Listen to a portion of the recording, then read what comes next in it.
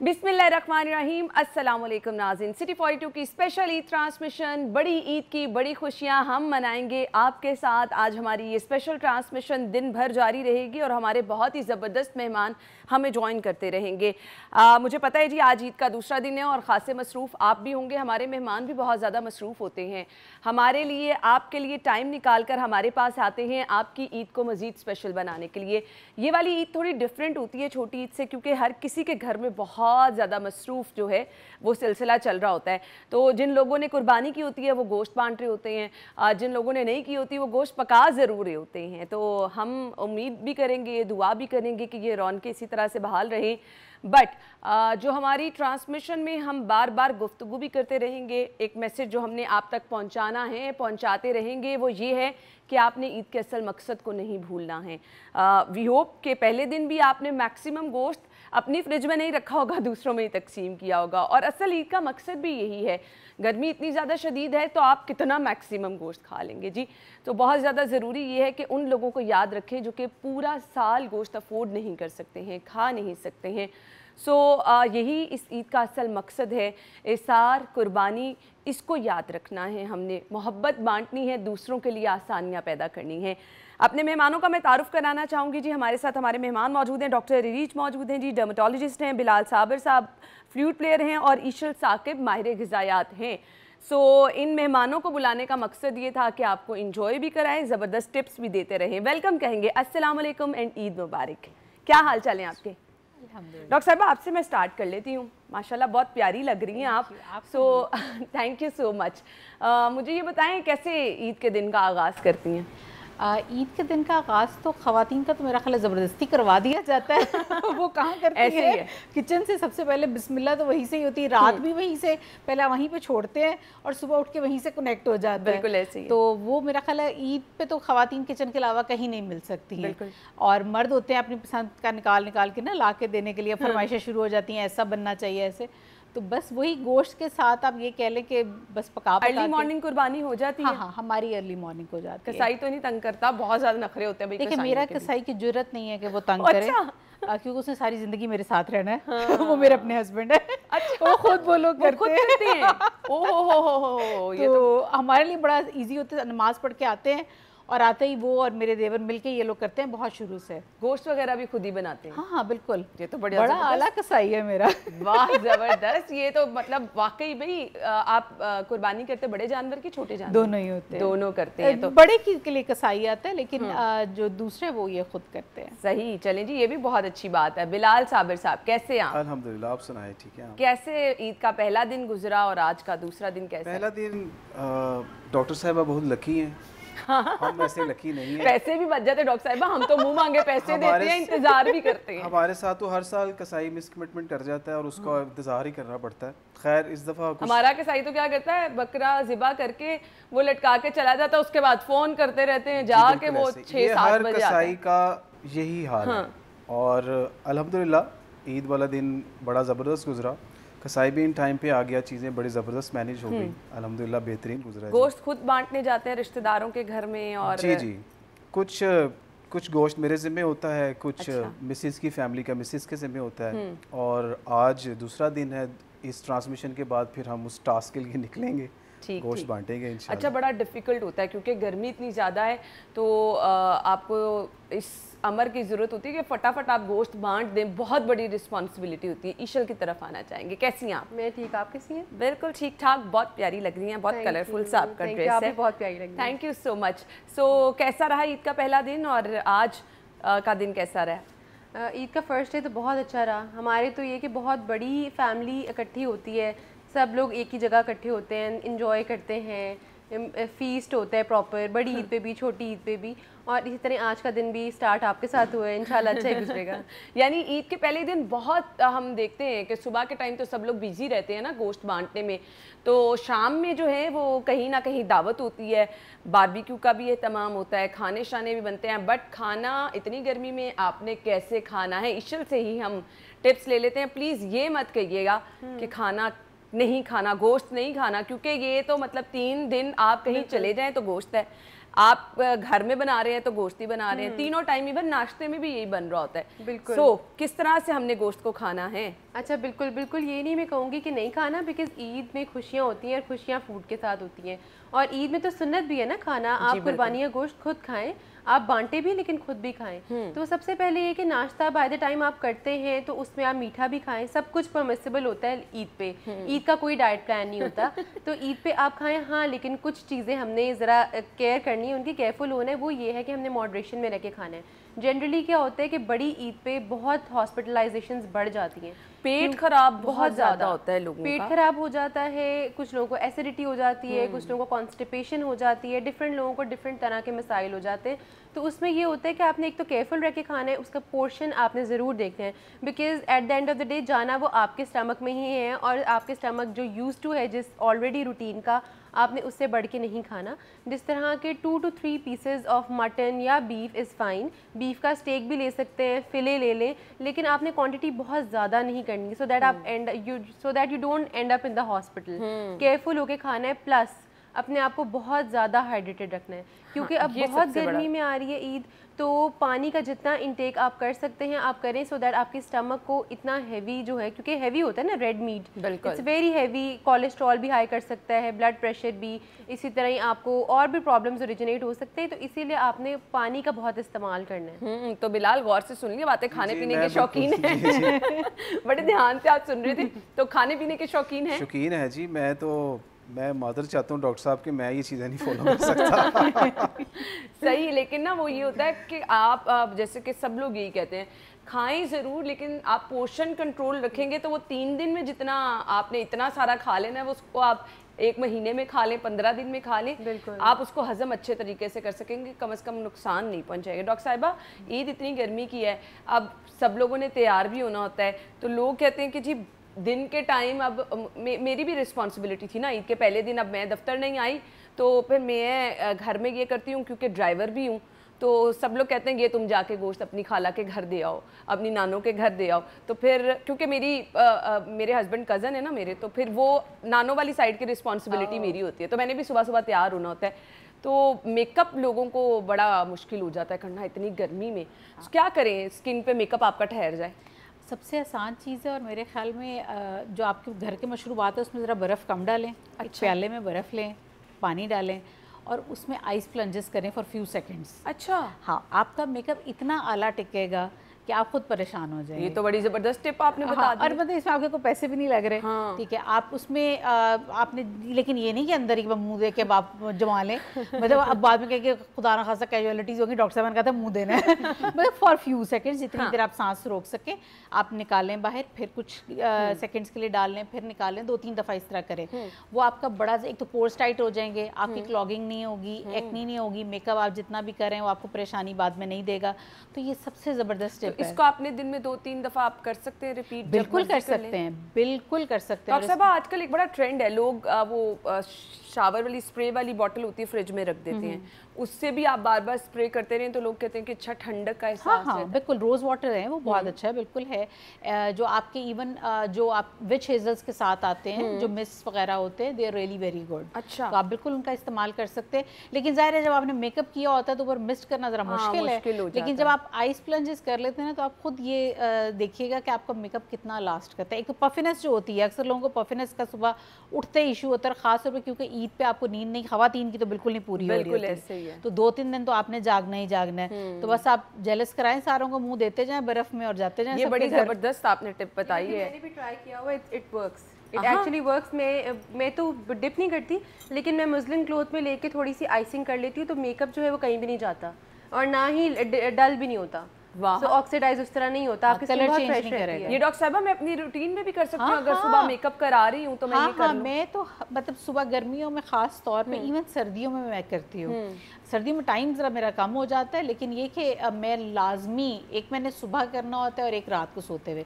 Serums वगैरह भी रात को लगाने से पहले अगर आप उससे पहले कर लेते हैं, बड़ा ज़बरदस्त। अच्छा, पता क्या होता है, अक्सर मेरे साथ तो ये कभी नहीं हुआ, बट बाहर गर्मी से जब एंकर्स आती हैं ना तो उनके फेस पे अगर बेस लगाएं तो वो फटना शुरू हो जाती है। कभी नहीं फटेगी, अच्छा, कभी भी नहीं फटेगी। चलिए ये तो बड़ी ज़बरदस्त टिप बता दी है डॉक्टर साहिबा ने।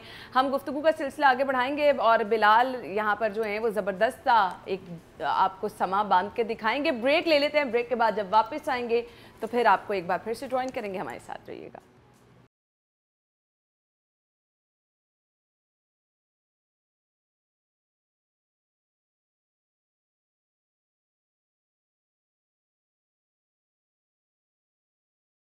Welcome back once again. बड़ी ईद की बड़ी खुशियाँ, हमारी स्पेशल ट्रांसमिशन जारी है और स्पेशल ट्रांसमिशन को स्पेशल बनाने के लिए हमारे बहुत ही ज़बरदस्त मेहमान हमारे साथ मौजूद हैं। जी बिलाल, क्या सुना रहे हैं हमें? जी आजकल एक पंजाबी गाना बड़ा वायरल हो रहा है, दम नाल दम भरांगी रांझिया वे, जिवें कवेंगा ओवें करांगी रांझिया वे। तो मैं ये सुनाता हूं। चलें जी, सुना दे।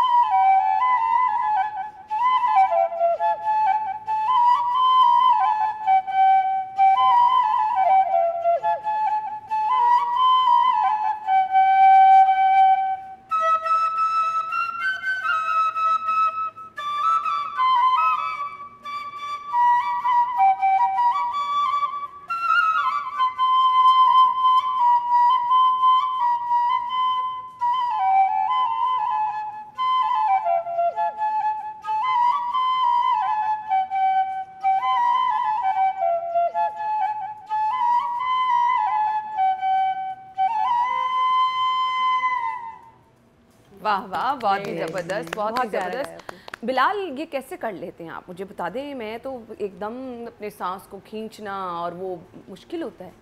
हाँ जी, शुरू शुरू में मुश्किल था लेकिन अब यूज्ड टू हो गए, अब इजी लगता है। अब माशाल्लाह आपको वाकई काफ़ी अरसा हो गया। सिखाते भी हैं? जी जी, मैं 2 जगह पे तो टीचर हूँ। अच्छा, फ्लूट ही सिखाता हूँ। लड़कियाँ भी सीखती हैं? लड़कियाँ स्टूडेंट्स, और मेरे जो सबसे बड़े स्टूडेंट्स हैं वो 65 ईयर्स ओल्ड हैं। अच्छा जी। कैसा फील होता है? आप क्या फील, रिलैक्स फील कर सकते हैं? मतलब अगर मैं काम करके थक गई हूँ और मैं रिलैक्स होना चाह रही हूँ, ये सुनने में रिलैक्स होते हैं कि बजाने में भी आपको उतना ही मजा आता है? बजाने में भी रिलैक्स है, ये लाइक है योगा। ये आपके स्ट्रेस को बिल्कुल जीरो कर देता है, क्योंकि आप इनहेल और एक्सेल कर रहे हैं, ये तो सबसे बड़ी प्रैक्टिस है। आप वैसे भी इनहेल और एक्सेल करें, आप स्ट्रेस फ्री हो जाते हैं, कूल काम हो जाते हैं। वाकई आपने सही कहा। ये तो कुछ हमें जितने योगा एक्सपर्ट हैं वो बताते हैं कि ये चीज़ें आपको बहुत फ्रेश कर देती हैं। गुस्सा आ रहा है, एंग्जाइटी है, डिप्रेशन है, तो आप जैसे जैसे सांस अपना अंदर लेके जाएंगे, बाहर उसको निकालेंगे, तो आप बहुत अच्छा फील करते हैं। यानी शोहरों के लिए बहुत ज़रूरी है स्ट्रेस सही क्या है ना, जब लड़ाई करें उनके हाथ में फ्लूट दे दिया, ये ले लीजिए। जो बैठे सुनने वाले भी फ्रेश हो जाते हैं। बिल्कुल ऐसे ही है। सो ईशल, खाना शाना खुद बनाती भी हैं? अच्छा, खाना मैं बना लेती हूँ लेकिन बहुत एक्सपर्ट नहीं हूँ, लेकिन जो मुझे खाना पसंद है वो मुझे बनाना भी आता है। अच्छा, जैसे पिज्ज़ा या चिकन ब्रेड या बबूसा, बसबूसा जिसे कहते हैं। ईद पे नहीं ये सब चीजें चलती हैं? ईद पे नहीं। अच्छा, यानी वो ट्रेडिशनल वाले खाने आप कम बनाते हैं? ट्रेडिशनल वाले कम बनाते तो कौन बनाता है घर में खाना? घर में हेल्प है, किचन हेल्प, वो बना लेते हैं, या मेरी मदर बहुत अच्छी कुकिंग करती हैं, हाँ, वो कर लेती है कुकिंग। सही। चलें जी, सो मुझे ये बता दें, अब ईद के दिन वो लोग जो कि डाइट कॉन्शियस है ना, खाना तो आपने गोश्त है ही, तो उन्होंने कितना पोर्शन में खाना है? और ईद के दिन रोटियां भी घर कम ही बनती हैं, हम नान वगैरह ही लेकर आ रहे होते हैं, या बिरयानी वगैरह बन रही होती है, पुलाव बन गया, तो उस दिन तो हमने डाइट नहीं करनी है। बट अगर खा रहे हैं एकदम से, खाना जब आपने छोड़ा होता है, खा लें तो तबीयत ज़्यादा ख़राब हो जाती है, तो कितना खाएं हम? बिल्कुल। अच्छा, इस तरह कि ईद पे आपने डिस्ट्रीब्यूटेड मील्स लेने, तो ईद वाले दिन मना नहीं हम आपको कर सकते, बिकॉज ईद साल में 2 दफ़ा आनी है, और आपको पता है आप 1-2 दिन खा लें तो आपका वेट बढ़ता नहीं है, एक दिन खाने से कभी भी वजन नहीं बढ़ता। ठीक है। तो फॉर एग्जांपल अगर आप टारगेट कर लें, कुछ लोगों के घर फर्स्ट डे ज़्यादा गैदरिंग होती है, कुछ लोगों के घर सेकंड डे होती है, तो आप वो डे डिफाइन कर लें कि आपने किस दिन ज़्यादा खाना है या किस दिन आप प्रॉपर मील्स ले सकते हैं। अच्छा, इससे फर्स्ट डे जनरली कुर्बानी हो रही होती है और हम उसमें बिजी होते हैं, पकता अक्सर सेकंड डे ज़्यादा ऐसे ही। जिस तरह अगर आज का दिन आप खा रहे हो और आप पहले मुझे देख रहे हैं, तो आपको पता होना चाहिए कि अब हमने पोर्शन में खाना है, प्रोपोर्शंस में डिस्ट्रीब्यूट करके खा लें। नान भी खाएं, नान का मैं आपको बता देती हूँ कि नान अगर इतने साइज़ का है तो उसमें 4 रोटियों की कैलोरीज हैं, तो अगर आप 1/4 लेते हैं तो वो 1 रोटी है। अब आपका हाइट, आपकी एज और आपका करंट वेट डिसाइड करेगा कि आपने आधा नान खाना है या आपने पूरा नान खाना है। तो आप 1/4 तो बिल्कुल भी ना खाएं, लेकिन एटलीस्ट आधा खा लें, सो दैट आपकी क्रेविंग्स भी सेटिस्फाई हो जाए, वो काफ़ी फुलफिलिंग होता है। अच्छा, अब नान के साथ हमने ड्रिंक्स भी लाजमी लेनी है, हमने ऑब्वियसली मैं तो खाने के फ़ौरन बाद चाय भी पी लेती होती हूँ, हालांकि बहुत सारे लोग कहते हैं कि नहीं लेनी बट मैं ले लेती हूँ, मुझे अब ऐसे लगता है खाना नहीं मेरा कंप्लीट होगा। हाँ, सो अब क्या करना है, ड्रिंक्स वगैरह आप ले सकते हैं साथ, कोई वो प्रॉब्लम तो नहीं है? अच्छा, हर ड्रिंक का एक शुगर फ्री वर्जन होता है। हाँ, आपने कोशिश करनी, क्योंकि देखिए आहिस्ता आहिस्ता आप विद टाइम क्विट कर सकते हैं ना। तो नॉर्मल रूटीन में भी जो लोग बहुत ज़्यादा कोल्ड ड्रिंक्स पीते हैं उनका कहना ये होता है कि हम डाइजेस्ट नहीं कर पाते without cold drinks, whereas digestion का ताल्लुक नहीं है उससे। लेकिन आपने क्या करना है, सबसे पहले तो शुगर फ्री वर्जन्स पे आए, ठीक है। उसमें डिपेंड करता है कौन सी ड्रिंक के अंदर कौन सा स्वीटनर है, लेकिन कोशिश करें स्टीविया के साथ जो ड्रिंक हो वो, नहीं तो एस्पार्टेम भी है तो लिमिटेड क्वांटिटी में वो भी ले लें। ईद पे जनरली फीस्ट होता है, हमारा दिल करता है हम लेमनेड भी पिए, आइस लेमनेड पिए, उसके अलावा फ्रेश लाइम पिए, उसके अलावा मतलब डिफरेंट ड्रिंक्स होती हैं, कोला ड्रिंक्स, वो भी लें। तो उसमें आप ये करें कि शुगर फ्री वर्जन्स ले लें, उसको आप अपने मर्जी से ऑल्टर कर लें। जैसा मिंट मार्गरीटा पीना है तो आप उस पर डाइट वाली जो है क्या कहते हैं, वाइट जो क्लियर फ्लूइड होता है, जो क्लियर ड्रिंक होती है, आप वो ले सकते हैं डाइट में। तो आप उसके अंदर मिंट लीव्स डाल लें, लेमन डाल लें, ताकि वो आपको रिफ्रेशिंग भी रखे और प्लस उसमें कैलोरीज कम होगी। तो इस तरह करके आप थोड़ी सी स्मार्ट ईटिंग ज़रूर कर सकते हैं। थोड़ी सी आपको अपने लिए स्ट्रगल करनी पड़ेगी। डॉक्टर साहिबा, लोग आपसे पूछते नहीं हैं कि आप इतनी प्यारी भी कैसे लगती हैं, इतनी स्मार्ट भी कैसे लगती है, क्या डाइट कंट्रोल रखती हैं, पोर्शन में खाती हैं? हाँ, मैं बेसिकली मैं इस हक में हूँ कि मैं खाती सब कुछ हूँ, लेकिन पोर्शन मैंने कंट्रोल रखा होता है। और दूसरा मेरा ये होता है कि अगर मैंने दिन में कोई एक मील हैवी कर लिया है तो फिर मैं बाकी उसको एडजस्ट कर लूँगी। देखिए, कैलोरी काउंट करना इतना मुश्किल नहीं होता। अच्छा, हमारे यहाँ अक्सर लोगों को प्रॉब्लम ये होती है कि वो जो बहुत छोटी छोटी की स्नैकिंग कर रहे होते हैं उसको तो वो काउंट ही नहीं करते। अब वो बंद करके उससे बेहतर है कि आप एक मील से ले लें। दूसरा, मेरा फ्रूट का इंटेक ज़्यादा होता है। मैं फ्रेश जूसेस जो होते हैं, लेकिन फ्रेश जूसेस भी मैं एक्सट्रैक्ट करके नहीं, जो ब्लेंडर में होता है जिसमें सब कुछ उसका मौजूद रहता है और कोई उसमें मैंने आर्टिफिशियल स्वीटनर या सॉल्ट कुछ भी नहीं डालना होता, ठीक है, वो मैं लाजमी लेती हूँ।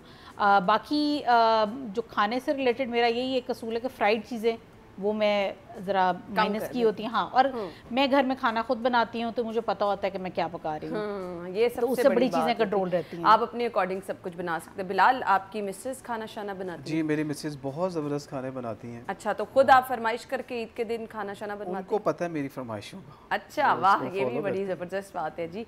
चलें जी, ये तो अच्छा होता है कि आपको कहना भी नहीं पड़ता और आपकी पसंद की चीज़ें आ जाती हैं। डॉक्टर साहिबा, फिर मेहमान आएँ तो फिर ज़्यादा वाली क्वान्टिटी का खाना भी बना लेती हैं? मैं तकरीबन 100-200 बंदे का बहुत आराम से बना लेती हूँ। माशाल्लाह, वाह। मैं लिटरली देख बनाती हूँ। आप शादी से पहले फिर सब कुछ कुकिंग शादी से पहले वैसे मैं इतना नहीं करती थी ऑनेस्टली, बस बहुत थोड़ी बहुत चीज़ें, जिस तरह होता है कि जो बिरयानी या कढ़ाई वगैरह, बस इतना होता था। लेकिन हमेशा से ना मेरे पेरेंट्स का असूल ये रहा था कि अल्लाह ताला तुम्हें 100 मुलाजिम दे, लेकिन करना आएगा तो करवाओगी ना। हाँ। तो वो उन्होंने हर चीज़, मैं पढ़ती भी थी तो भी उनका ये था कि अच्छा किचन का तुम्हें कुछ ना कुछ पता होना चाहिए। इसी तरह मतलब अगर मैं गाड़ी चला रही थी तो मेरे फादर का था तुम्हें इंजन का पता होना चाहिए, टायर खुद चेंज करना आना चाहिए। तो वो हर चीज़ में उन्होंने मुझे ट्रेन किया, नहीं कि अगर आप मुझे सिलाई भी थोड़ी बहुत कहेंगे मैं वो भी कर लूँगी। मेरा ये होता है कि मतलब इवन पेंट भी मैं कर लेती हूँ। वाह, मतलब मैं ये अपनी बच्चियों को आपको करना है, ऐसा ट्रेन करना है, बहादुर करना है, ये बहुत ज़रूरी है जी। मुझे कोई कुछ भी कहना कि जी मुझे आके ये कि जी हम ये नहीं हो सकता, ये मैं कहती मैं करके दिखाती हूँ। और मैं वाकई करके दिखाती हूँ। तो मेरे ख्याल में जब आप करना चाहते हैं तो अब वो हमेशा देयर इज़ अ वे। बाकी कुकिंग का भी मेरा यही होता है कि आपका, मेरा ख्याल है जो एक चीज़ सारी ज़िंदगी आपके साथ रहती है ना, वो माँ के हाथ का जायका होता है। सही क्या? तो मुझे लगता है कि आपको अपने बच्चों को उससे महरूम नहीं करना चाहिए। तो मैं अपने बच्चों के लिए लाजमी खुद बनाती हूँ। तो वो मुझे होता है कि ये टेस्ट, और मेरे बच्चे माशाल्लाह, मेरा बड़ा बेटा 11 साल के, और मतलब वो बिल्कुल भी बाहर का कोई खाना नहीं खाते। कभी हम रेस्टोरेंट उनको ले जाएँ तो उस खाना खाने के बाद बड़े शौक से ऑर्डर करेंगे, उस पर कहेंगे मामा you are a good cook.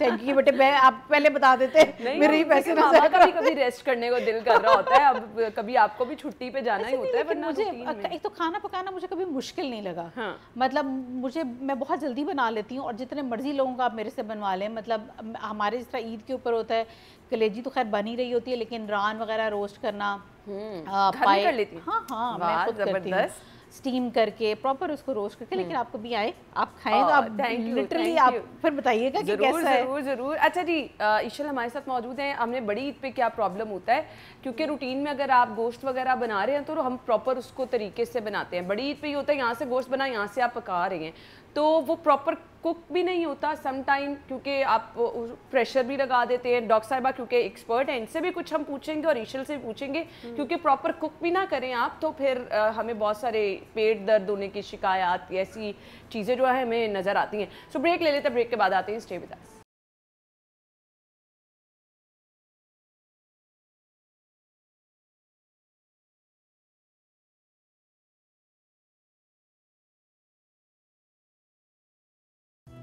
Welcome back once again. बड़ी ईद की बड़ी खुशियाँ, हमारी स्पेशल ट्रांसमिशन जारी है। अच्छा जी, अब होता क्या है, ये वाला जो कुर्बानी का गोश्त आप बनाते हैं ना, ये कहते हैं कि जी थोड़ा सा हैवी भी होता है आम गोश्त से। हमारी क्योंकि शौक़ होता है कि बकरे बड़े लेने हैं, सारा ख़ानदान देखे जी हमारे बकरे बड़े आए हैं। सोशल मीडिया पे भी तो हमने पिक्चर्स लगानी होती हैं अपने बकरों के साथ, इंस्टाग्राम फेसबुक पे दिखाना होता है भाई हमने कितना बड़ा जानवर लिया है। ये जानवर बड़ा लेना चाहिए, अपनी ख्वाहिश के मुताबिक लेना चाहिए, इसका भी सवाब है, बट इतनी तशहीर ना करें। अब जब बड़े जानवर का गोश्त बनाना है ना, तो ये भी एक स्पेशल टास्क है। लोग प्रॉपर कुक भी नहीं करते हैं। बिल्कुल बिल्कुल। आप देखिए जनरली क्या होता है, ईद पे बारबेक्यू होता है और बारबेक्यू में बहुत ज़्यादा चांसेस होते हैं कि वो अंडर कुक रह जाए। अंडर कुक रहेगा तो बैक्टीरियल ग्रोथ उसमें ज़्यादा होगी और वो जाके आपके स्टमक को तंग कर सकता है। अब उसमें ये होता है कि कुछ लोगों को कॉन्स्टिपेशन हो जाती है और मोस्टली को डायरिया होता है, और डायरिया बहुत ज़्यादा एग्रीवेट कर जाए तो वो बहुत डेडली भी हो सकता है। That can be fatal as well. आपको हॉस्पिटलाइजेशन हो जाती है। इनिशियली हम रियलाइज़ नहीं करते, लोग ज़्यादा होते हैं, डॉक्टर्स नहीं होते हॉस्पिटल्स में, हम लोग अवॉइड करते हैं, हम कहते हैं इट्स ओके, एक ही लूज टूल है, इस तरह करते करते बिल्डअप हो जाता है। तो इमीडिएट केयर जो आपने घर पे करनी है, सबसे पहले तो आप जो है कोई इस तरह की मेडिसिन, जिस तरह के स्टूल हार्डनर्स होते हैं, साशेज में होते हैं, I don't know if I can take the names, लेकिन स्टूल हार्डनर्स आप अपने पास रखें। प्लस अगर आपके पास ORS रेडीली अवेलेबल नहीं है, पहली तो बात है आप रखें ORS घर पे, बिकॉज आपको फ़ौरन से एनर्जी रीगेन करने की ज़रूरत होगी। आपको डॉक्टर्स नहीं मिल रहे, इमीडिएट केयर नहीं मिल रही, तो आपने ORS लाजमी घर पे रखना है, या आप अपनी ईद की शॉपिंग में, या अभी आप खाने से पहले आप स्टॉकअप करें, ये लाजमी है जी। अच्छा डॉक्टर साहिबा, प्रॉपर कुक किस तरह से हमने गोश्त को करना है, क्योंकि मतलब अब जो कुकिंग एक्सपर्ट है हमें उनकी राय भी लेनी है। यहाँ से कसाई गोश्त बना के दे रहा होता है और हम जल्दी से उसको वॉश भी प्रॉपर नहीं करते हैं, क्या करना है? ज़्यादा प्रॉब्लम वॉशिंग में आता है। अच्छा, जब आप वॉश कर रहे हैं तो खासतौर पर सिरका ज़रूर शामिल कर लें और थोड़ा सा इंतज़ार कर लें कि ब्लड अच्छे से ड्रेन हो जाए, वो बहुत ज़रूरी है। और दूसरा, जब आप गोश्त को, क्योंकि मौसम ऐसा है तो बहुत ज़्यादा बाहर ना रखें, और प्रेफरेबली, क्योंकि ज़ाहिर आप फ्रीज़र में भी उसको जमने में ज़रा टाइम लगता है, तो लेकिन आप फ्रीज़र में रखें उसे, फ्रिज में नहीं रखें। और बार बार आपने उसको डीफ्रॉस्ट नहीं करना, जितना चाहिए पोर्शंस इस तरह से बनाएं कि आपको जितना चाहिए उतना निकालें। जो आप बार बार ये बाहर अंदर टेम्परेचर डिफरेंस है ना, वो सबसे ज़्यादा गड़बड़ करता है। और उसमें वही बात है कि आपने जिस वक्त कुक करना है तो उसको अच्छे से होना चाहिए। आपने टाइम इतना कम से कम, ये वाला जो गोश्त है ना, ये पकने में भी ज्यादा टाइम लेता ये टाइम है और ये अपना ऑयल भी छोड़ता है। हाँ बिल्कुल। तो आप उसमें ऑयल आपने कम डालना है सबसे पहले, क्योंकि अगर आप चर्बी साथ मौजूद है तो आपने ये चीज़ जहन में रखनी। मैं तो खैर वैसे भी बहुत कम ऑयल डालती हूँ, तो आप ये जहन में रखें कि जो कुर्बानी का जितना गोश्त होता है उसके साथ वैसे भी जो है ना चर्बी होती है, तो वो आपने। और दूसरा जो वजह ये होती है, वो टाइम ज़्यादा इसीलिए ले रहा होता है कि हम प्रॉपरली उसको ड्रेन होने का टाइम नहीं देते ना। ऐसे ही हमने उधर से वो कसाई ने दिया और हमने कहा लो जी, और दूसरा वॉश नहीं हम कर रहे होते, हम फ़ौरन भी हम उसको फ्रिज या फ्रीज़र में रख रहे होते हैं। तो वॉशिंग का सबसे बड़ा एक रोल है, क्योंकि आपका ब्लड जब उसके अंदर रह जाएगा तो सबसे ज़्यादा आपके बैक्टीरियाज उसके अंदर ग्रो करते हैं। जो आपके पेट ख़राब करने वाले मामलात हैं वो सबसे पहले वहाँ से शुरू होते हैं। मौसम ऐसा, मेरे तो ख्याल में ज़्यादा रखने की ज़रूरत भी नहीं है, सारा साल आप खाते हैं, दे दें भाई जिनका हिस्सा है। कुर्बानी का मतलब तो यही है, तो उनको दे दें। जिनके पास नहीं है तो बांट के आप खाएंगे। आपके घर में जितनी रौनक लगी है दूसरों के भी लग जाएगी, तो मेरे ख्याल में अच्छी बात है। बिल्कुल ऐसे। डॉक्टर साहब, मेहंदी लोगों ने लगाई होती है और आजकल की मेहंदी को जितनी दफ़ा वॉश करें ना कलर उतरता है, आप उसी से गोश्त हो रहे हैं, वो सारा वो लग रहा है, तो वो नुकसानदेह है। ग्लव्स प्लीज़, एक तो ये कि दोनों चीज़ें नुकसानदेह, एक तो जो आपकी मेहंदी लगी हुई है वो गोश्त पे लग रही है तो वो सबके ज़ाहिर पेट में जा रही है तो वो भी नुकसानदेह। प्लस ये कि आपके ज़ाहिर है कि जो गोश्त के अंदर जो चीज़ें हैं वो अगर आपके कोई पे कोई कट लगा हुआ है और वो आपके वहाँ पर चला जाता है तो वो आपके लिए भी ख़तरनाक है। तो ग्लव्स का इस्तेमाल कर लें। एक तो आपके लिए वही बात है कि स्मेल भी, अक्सर ख़वातीन को प्रॉब्लम ये होता है कि जी हाथों से स्मेल आ रही है इस तरह, वो भी आप उन चीज़ों से बच जाएंगे। और ग्लव्स कौन से कोई इतने महंगे होते हैं। तो बीइंग अ कुकिंग एक्सपर्ट, हमें कोई टिप देना चाहेंगे कि कुर्बानी के गोश्त की जो स्पेसिफिक स्मेल आ रही रही होती है ना, अब सम टाइम मैं भी कहती हूँ अच्छा पूरे घर में ही आज स्मेल हुई है, गोश्त कुर्बानी का पक रहा है, तो वो उससे कुछ आपके खाने से वो वाली स्मेल ना आए, क्या करना है? आपने सिरके के अंदर उसको डिप करना है, ठीक है, कम से कम 15 से 20 मिनट, ठीक है। जिस तरह अक्सर लोगों को ये शिकायत होती है कि कलेजी वगैरह में से भी आ रही होती है, कभी भी नहीं आएगी। आप उसमें अगर सिरका डाल के आप उसको डिप करके धोएंगे, कभी सवाल ही पैदा नहीं होता, आपको लगेगा ही नहीं कि कुर्बानी। आप मेरे घर से आके खाए, आपको कभी नहीं लगेगा कि कुर्बानी का गोश्त आप खा रहे हैं। जबरदस्त। सिर्फ एक सिरके से आपने वॉश। चलें जी, ये टिप्स सब लोगों ने जो है वो, क्योंकि तीसरे दिन चौथे दिन ये वाले वो दिन होते हैं कि फिर दावतों का सिलसिला शुरू हो जाता है ना, तो आपने घर गोश्त बनाना है, कुछ भी बना रहे हैं तो ये वाली टिप जो है ज़रूर फॉलो कीजिए। ब्रेक के बाद ज्वाइन करेंगे, स्टे विद अस।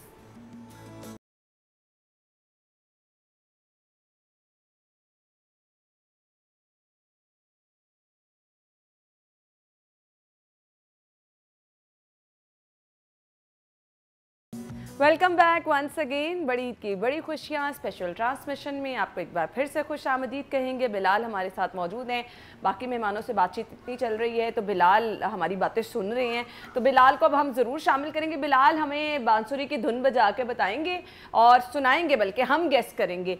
तो ईशल से हम स्टार्ट कर लेते हैं। जी बिलाल, मैं थोड़ा सा हिंट भी दे दूंगा। नहीं नहीं, हमें नहीं हिंट दें, आप हमें गेस करने। हाँ, गेस करने दें। ओके जी, ओके।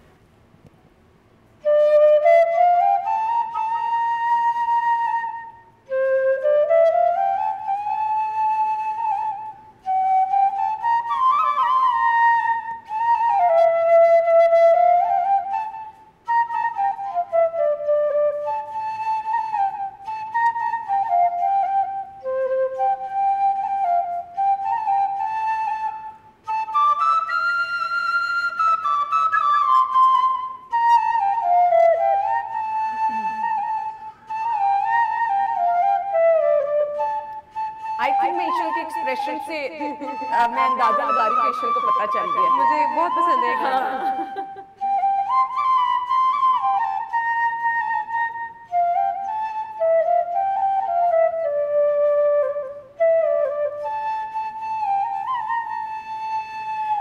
तेरा मेरा है प्यार में। जबरदस्त। अच्छा, मुझे लगता है कि ये OST वैसे बड़ा जबरदस्त है, बट आप लोग अग्री करेंगे कि हमारे ये जो सोशल मीडिया प्लेटफॉर्म है ना, ये हमें बहुत ज्यादा चीजों से ना वो कर देते हैं कि हमें खुद ब खुद पता चल।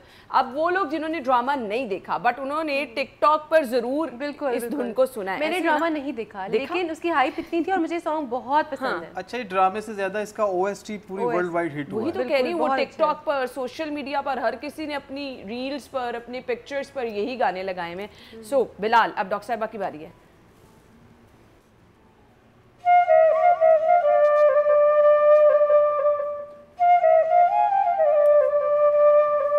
मुझे पता चल गया।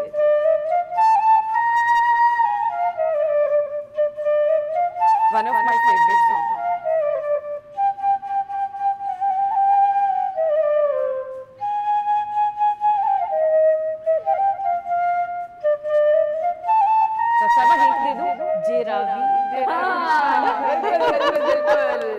बिल्कुल, बहुत जबरदस्त ये भी सॉन्ग है जी। बिलाल जरा सुना दे डॉक्टर साहिबा को यही सॉन्ग। हाँ हाँ, यही सॉन्ग ज्यादा भी चाहते हैं सॉन्ग है।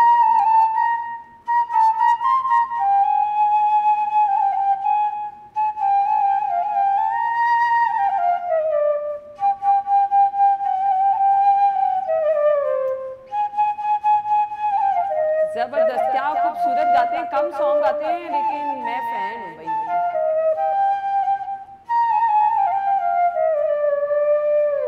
जबरदस्त जबरदस्त। अब इन लोगों के मैंने गेस कर लिए थे, ऐसा ना हो मेरे से अपना गेस ही नहीं किया जा रहा, थोड़ा सा आसान सॉन्ग होना चाहिए जी।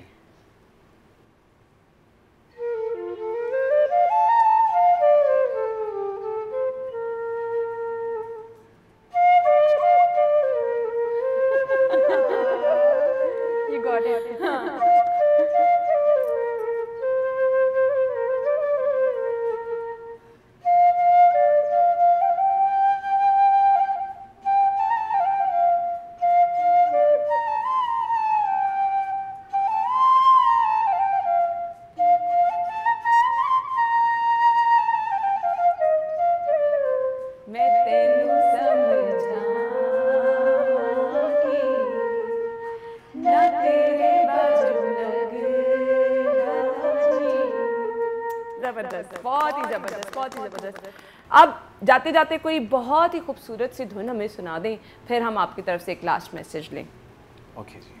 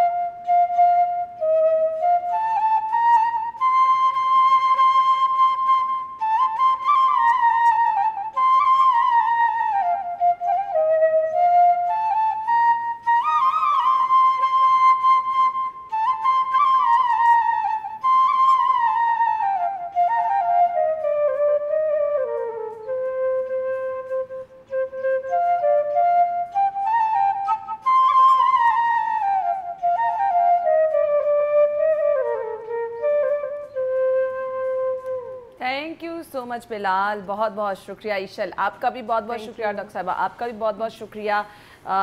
ईद मुबारक वंस अगेन। और बहुत शुक्रिया आप लोगों ने अपने स्पेशल टाइम में से, इतने बिजी टाइम में से हमारे लिए टाइम निकाल के हमारी ईद को स्पेशल बनाया। Thank you so much. नाज़रीन हम आपको ज्वाइन करेंगे जी अगले सेगमेंट में, हमारे साथ ही रहिएगा।